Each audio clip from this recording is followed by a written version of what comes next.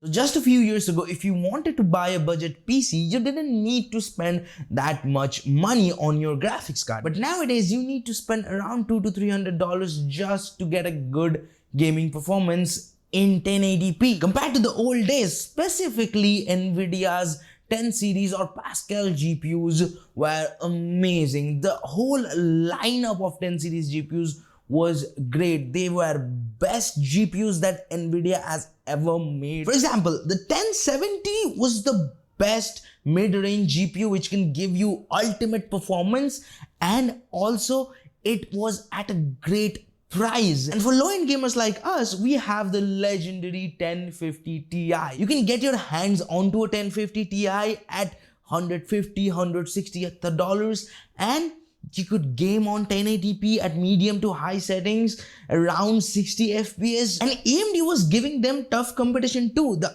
RX 500 series, although they were a rebranding of 400 series, they were great value for money GPUs at the mid-range that was giving Nvidia pretty good competition. Compared to now, the RTX 3050 is the worst GPU that Nvidia could have ever made. It offers you worst value. It shouldn't have existed on the first place.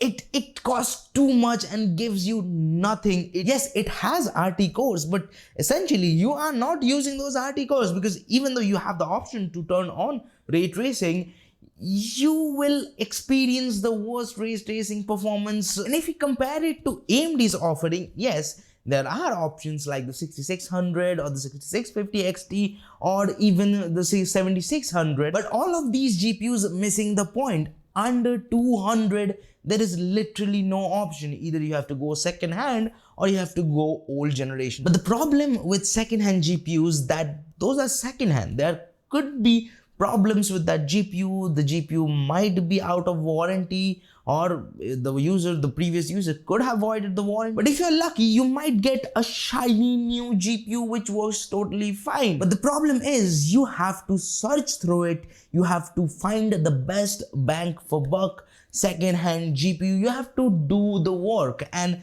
going to old generation, well, you might be missing a lot of new features like DLSS or RTX or these new FSR or these new frame generation or upscaling technologies that Nvidia and both AMD are launching. And some of you watching this video might say, well, 200, who buys a GPU under 200? Well then, sir, I have advice for you. Go and touch some grass. A lot of people around the world might not have the money to spend $250 or $300 on a GPU. Their whole budget could be $500 to $600. So for them, a under $200 GPU might make a lot of sense. And I'm not saying that there isn't any GPU that exists under $200. I'm saying that even if there is, those are not really good. And I'm talking about the newly launched Intel Arc A580. It's good. I have made a video about that. You can check it out right here. Even though that GPU is good, I wouldn't recommend that GPU to every single person out there. Problem with all these advices are all of them are compromised. I'm not saying that give me a GPU which priced under $150 and which will perform same as 4060. It's gonna play nice with 1080p resolution with low power consumption, so you don't have to even plug in an extra power pin like 1050 Ti. And if you haven't guessed it by now, this video is inspired by the 1050 Ti. And I don't like to be the bearer of bad news, but this is going to be the future of the industry. Nvidia and AMD both are doing well on AI and data centers. So good that their AI and data center business is making them more money than gaming GPUs. And Nvidia and AMD both are duopoly.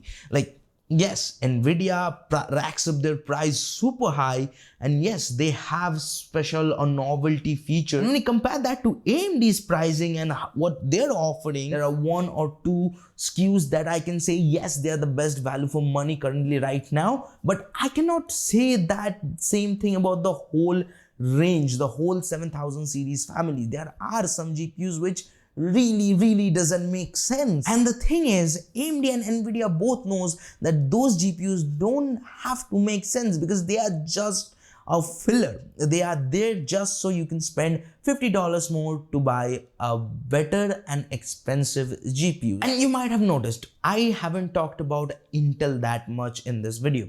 The reason because Intel is still very new in this game. They have their first generation GPUs just launched. They haven't fulfilled the family. There are only few GPUs that are available.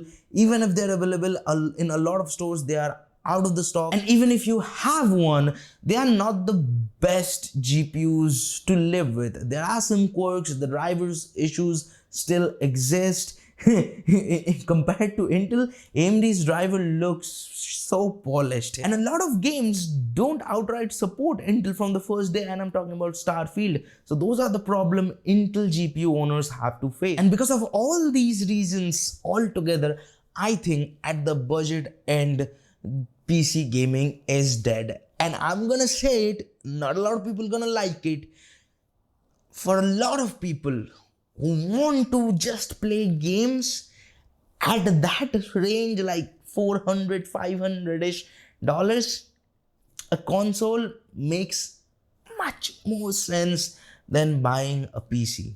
And I know I'm gonna get a lot of hate for that, but it is the truth. And let me know your thoughts in the comment section. What do you guys think? Do you think that the PC gaming is dead or not?